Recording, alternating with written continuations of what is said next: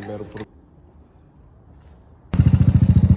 So, meron tayong bisita from London, Croydon. Yun. So, sasama siya. Papay-moti natin to. Wave. Alright, so we're going to do MOT now with Rusty. Hope goes well.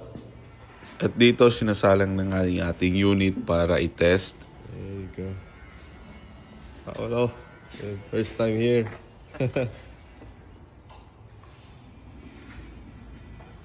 Yun, so good luck.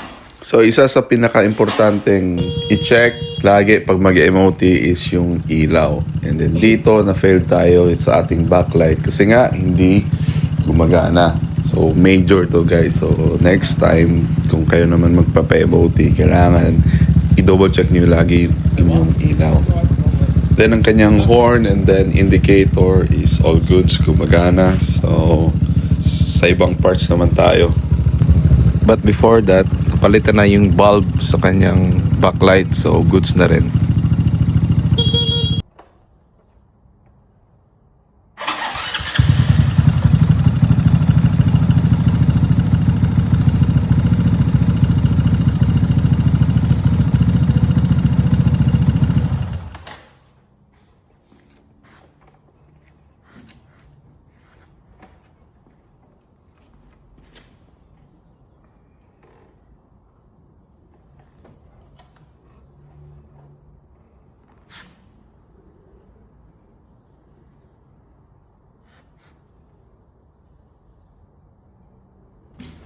Dito sobrang maselan talaga nila about sa mga brakes and wheels.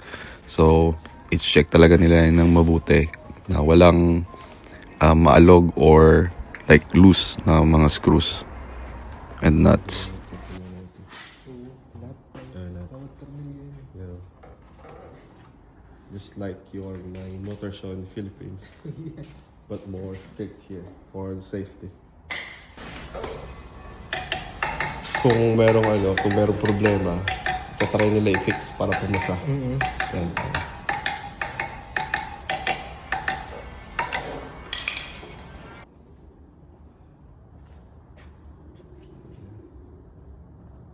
Expensive our bulbs, aren't they, Dylan? Bulbs, oh yeah. Especially on a Friday 100. for an MOT. 50. Oh, shit.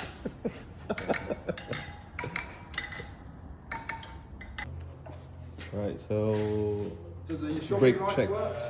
Yeah? Do your shopping lights work? Yeah.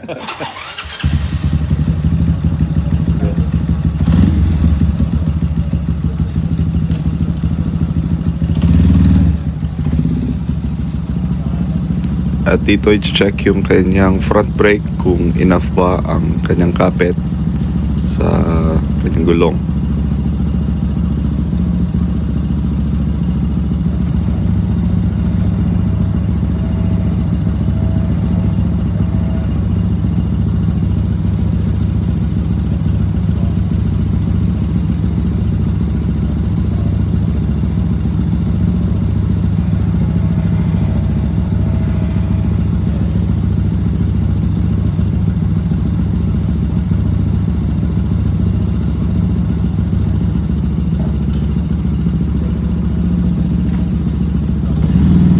Front brake good. Back brake.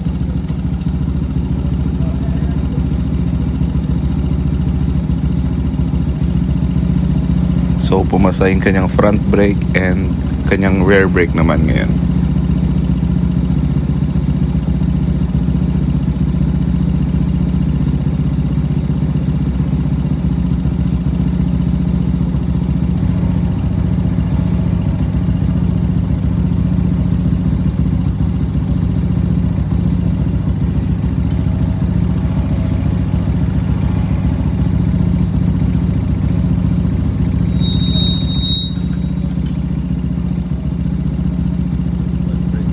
At pumasa din yung kanyang rear brake. So goods na tayo sa kanyang brakes.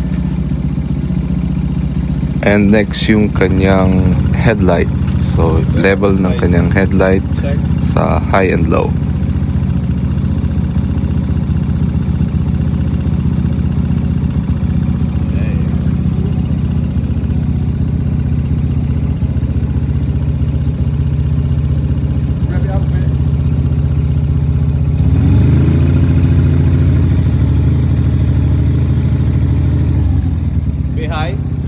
At dito medyo konting-konting mataas lang kanyang headlight. So need natin ibaba ng konti sa screw sa baba. So, medyo mataas. Kailangan natin adjust.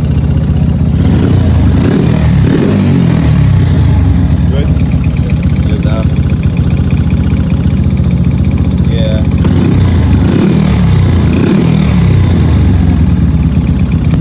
Alright, so we've done the MOT and thankfully that goes. Check everything right. Thanks for and we're going to Pigeonfield. Oh, there you go. So pass and thanks for Rusty. Thank you, man. And Paolo already experienced how to do the MOT.